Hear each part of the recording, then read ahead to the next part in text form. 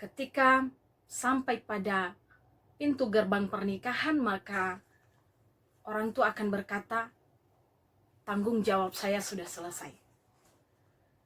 Si anak pun berkata bahwa kehidupan saya sudah sempurna. Tetapi benarkah demikian?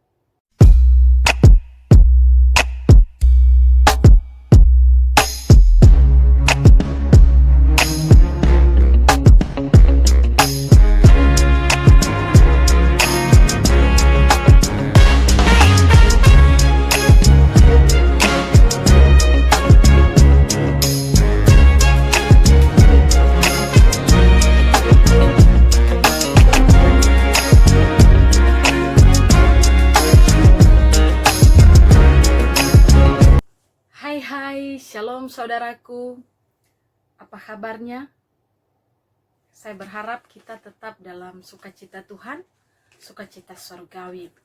Kali ini kita masuk dalam perenungan tentang keluarga bahagia, bagian yang keempat atau part 4.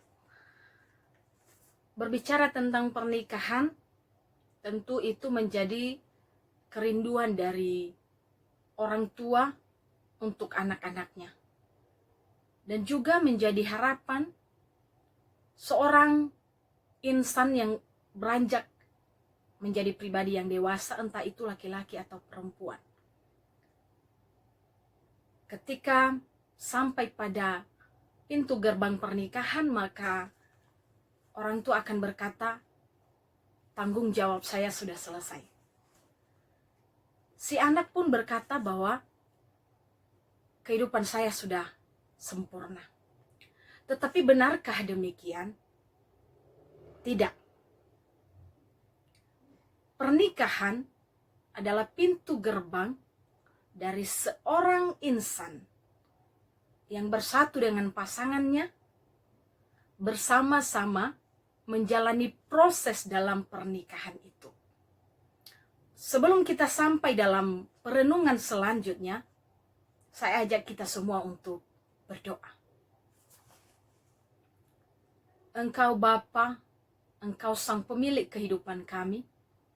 Kami bersyukur hari lepas hari Tuhan menjaga kami.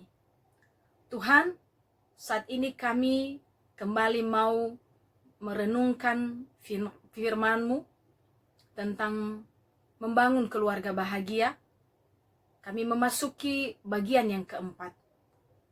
Pertolongan-Mu saja yang menjadi bagian kami untuk memahami kebenaran firman-Mu. Baik hamba-Mu yang menyampaikan maupun umat-Mu yang mendengarkan. Di dalam nama Yesus kami berdoa dan mengucap syukur. Amin. Memasuki yang namanya pintu gerbang pernikahan, artinya babak baru dalam perjuangan menjalani kehidupan.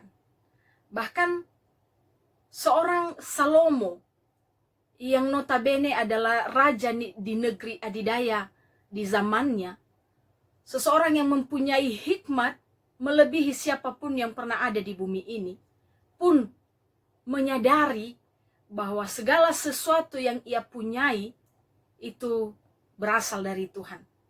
Sehingga di dalam kesadaran itu, ia mengakui bahwa tanpa Tuhan ia tidak bisa melakukan apa-apa, dan ia bukan siapa-siapa. Seorang Salomo menyadari bahwa di dalam seluruh aspek kehidupannya, dalam perjalanan perjuangannya di dunia ini dengan segala tugas dan tanggung jawab, ia membutuhkan Tuhan. Itulah yang diajarkan oleh Raja Salomo bagi kita hari ini, termasuk dalam membina keluarga. Mari kita membaca dari Mazmur pasal 127 ayat 1 sampai 5. Jikalau bukan Tuhan yang membangun rumah, sia-sialah usaha orang yang membangunnya. Jikalau bukan Tuhan yang mengawal kota, sia-sialah pengawal berjaga-jaga. Sia-sialah kamu bangun pagi-pagi dan duduk-duduk sampai jauh malam, dan makan roti yang diperoleh dengan susah payah, sebab ia memberikannya kepada yang dicintainya pada waktu tidur. Sesungguhnya anak-anak lelaki adalah milik pusaka daripada Tuhan, dan buah kandungan adalah suatu upah. Seperti anak-anak panah di tangan pahlawan, demikianlah anak-anak pada masa muda. Berbahagialah orang yang telah membuat penuh tabung panahnya, dengan semuanya itu ia tidak akan mendapat malu apabila ia berbicara dengan musuh-musuh di pintu gerbang. Mari kita melihat, merenungkan dan belajar dari nyanyian ziarah Salomo yang baru saja kita baca sebagai pegangan kita dalam membentuk, membangun, dan menjalani keluarga yang bahagia bersama dengan Tuhan. Ada beberapa poin yang mau disampaikan oleh Salomo supaya menjadi berkat bagi kita sekalian. Yang pertama, kalau kita melihat di ayat 1 sampai ayat 2, hanya Tuhan saja yang diandalkan. Ini sejajar dengan Yohanes pasal 15 ayat 5, di mana Yesus sendiri berkata bahwa di luar aku kamu tidak dapat berbuat apa-apa.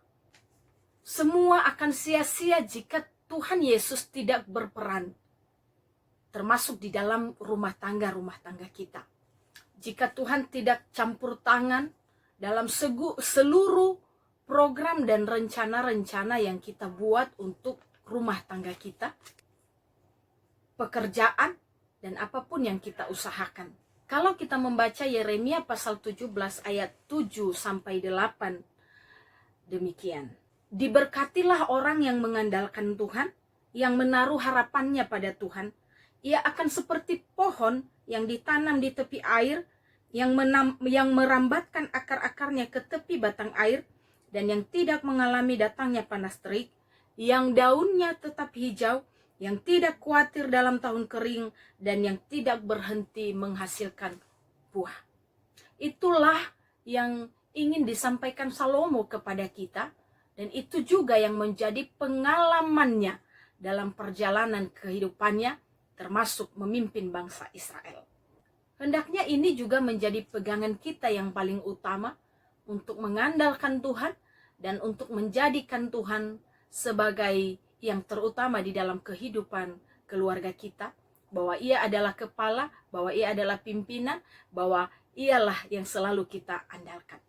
Lalu yang kedua, ketika kita sudah memahami bahwa kehidupan ini harus mengandalkan Tuhan, maka itu artinya kita percaya bahwa segala sesuatu berkat-berkat yang mengalir atas rumah tangga kita, itu berasal dari Tuhan sang sumber berkat. Di dalam ayat 2, Salomo menekankan bahwa sekeras apapun, sekuat apapun usaha kita, pekerjaan kita, adalah kesia-siaan ketika kita tidak bergantung atau menaruh semua kebergantungan dan pengharapan kita kepada Tuhan. Dan segala sesuatunya adalah sia-sia ketika Tuhan tidak berkenan. Ingat bahwa yang diberkati Tuhan adalah yang dicintainya. Dan biarlah kita yang sedang mendengarkan perenungan hari ini sungguh-sungguh menjadi orang-orang yang dicintai dan mencintai Tuhan dalam segenap keberadaan kita. Siapakah orang-orang yang dicintainya? Orang-orang yang benar, orang-orang yang hidupnya taat dan setia kepada perintah Tuhan. Sama seperti yang dikatakan di dalam Mazmur pasal 37 ayat 25 sampai dengan 26. Begini bunyinya. Dahulu aku muda, sekarang telah menjadi tua. Tetapi tidak pernah kulihat orang benar ditinggalkan atau anak cucunya meminta-minta roti. Tiap hari ia menaruh belas kasihan dan memberi pinjaman, dan anak cucunya menjadi berkat. Dan terlebih khusus ini disampaikan kepada para bapak-bapak, para suami yang menjadi kepala keluarga, harus bisa menjadi kepala keluarga yang meneladani Kristus dalam seluruh aspek kehidupannya, yang dapat menjadi contoh yang bisa dilihat dan ditiru oleh seisi rumahnya. Lalu yang ketiga, Tuhan punya cara untuk memberi keberhasilan di dalam rumah tangga kita. Saya sering mendengar atau pernah mendengar salah satu alasan ketika seorang pemuda tidak mau menikah atau seorang anak gadis tidak mau menikah, bahwa tidak punya uang, tidak punya modal untuk menjalani kehidupan selanjutnya. Tapi hari ini firman Tuhan yang kita renungkan mengingatkan kita tentang Allah yang mampu menyediakan, Allah yang mampu menolong dan mempunyai banyak cara untuk menolong anak-anaknya. Jadi silakan baca Bilangan 26 ayat 53 sampai 54. Saya pikir ada benarnya slogan yang mengatakan banyak anak banyak berkat. Itu artinya bahwa Allah yang kita percayai itu Allah yang peduli. Allah yang kita percayai itu adalah Allah yang tidak akan membiarkan anak-anaknya. Dia pasti menolong dengan caranya yang ajaib. Coba baca ayat 3 sampai dengan ayat 5.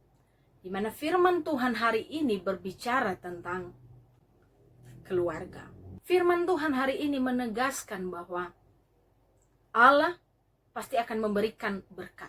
Tetapi ingat bahwa kita harus bertanggung jawab dengan segala berkat-berkat Tuhan itu dalam seluruh kehidupan kita.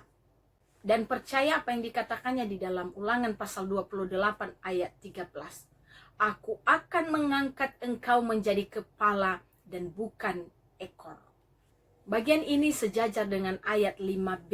Ia tidak akan mendapat malu apabila ia berbicara dengan musuh-musuh di pintu-pintu gerbang. Biarlah firman Tuhan ini semakin membentuk kita untuk menjadi pribadi-pribadi yang tangguh, yang tetap mengandalkan Tuhan dalam kehidupan rumah tangga kita, dan menjadikan Kristus teladan, dan segala sesuatu yang kita butuhkan kita percaya bahwa Tuhan Allah menyediakan. Dalam nama Yesus. Amin. Mari kita berdoa.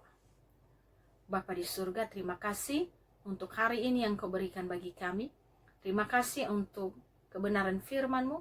Biarlah sungguh menjadi kekuatan bagi kami bahwa apapun yang terjadi dalam rumah tangga kami, bersama dengan Tuhan, kami bisa jalani dan lewati. Di dalam nama Yesus kami berdoa. Amin.